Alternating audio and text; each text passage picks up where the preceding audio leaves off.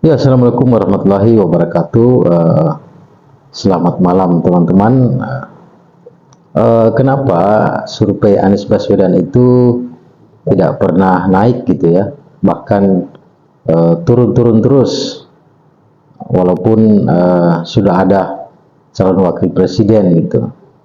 Ini tentu sangat ganjil dan sangat lucu gitu ya.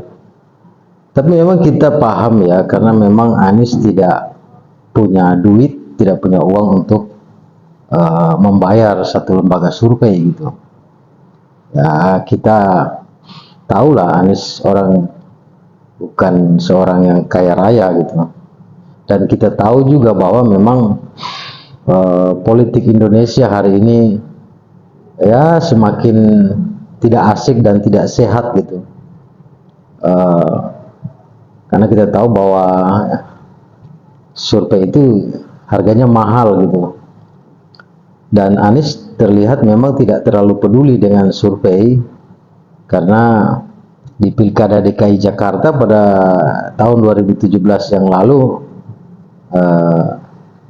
semua lembaga survei itu mengatakan Anies kalah, namun pada faktanya Anies malah yang menang gitu. Jadi memang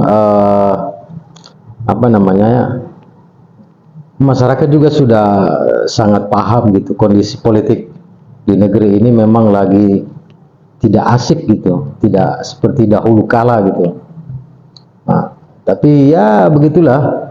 Dan kalau kita lihat memang rakyat juga tidak terlalu peduli dengan survei.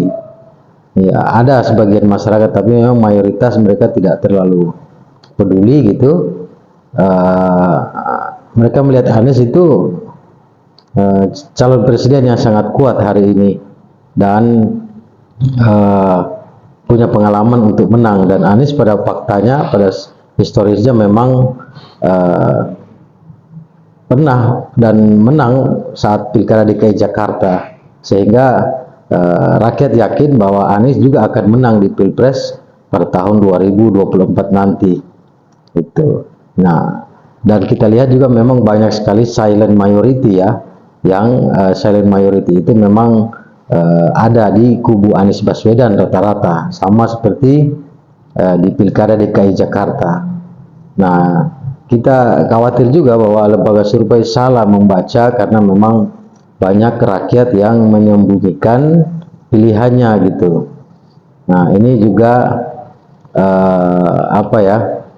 Entah kenapa rakyat tidak mau bersuara. Mungkin mereka akan bersuara nanti di TPS gitu.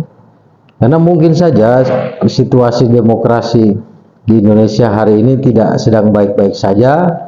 Ada semacam ya bisa dibilang mungkin semacam intimidasi atau apa, sehingga rakyat juga tidak nyaman dan takut untuk mengekspos pilihannya di depan umum, sehingga mereka lebih kepada bahasanya menyembunyikan pilihannya. Nah, ini tentu adalah silent majority yang itu ada di kubu Anies Baswedan rata-rata, mirip Pilkada DKI Jakarta. Jadi memang hasil-hasil lembaga survei itu juga kalau kita lihat bertolak belakang dengan hasil polling atau survei digital ya, yang dilakukan oleh media online dan tokoh-tokoh masyarakat. Hasil polling digital itu ternyata Anies Baswedan yang menang rata-rata. Bahkan di big data Google Trend, Anies itu tertinggi gitu. Jadi dua hal yang kontradiktif itu, dan hal ini tentu banyak orang yakin bahwa teknologi itu lebih netral gitu ya, sehingga mereka melihat bahwa Anies akan menang sebagai calon presiden gitu ya, tanpa harus menggunakan lembaga survei, karena memang Anies tidak punya uang untuk membayar lembaga survei gitu. Jadi itulah kondisi politik kita hari ini. Ongkosnya terlalu mahal, ongkos politik gitu ya, dan ini tentu sangat disayangkan. Demokrasi kita hari ini tidak baik-baik saja gitu, sehingga harus muncul silent majority. Tapi itulah faktanya. Dan rakyat yakin akan ada pemimpin baru dari pemimpin yang ingin perubahan untuk keadilan di 2024 nanti, yaitu pasangan Anies dan Muhaimin Iskandar. Anies Baswedan dan Muhaimin Iskandar. Dua orang ini, dua tokoh ini adalah representasi dari kalangan santri dan intelektual serta dunia aktivis, dan juga tentu dari tokoh politik yang telah berpengalaman dalam bekerja di pemerintahan. Anies sebagai mantan gubernur DKI Jakarta, mantan menteri juga, dan Muhaimin Iskandar itu juga mantan menteri dan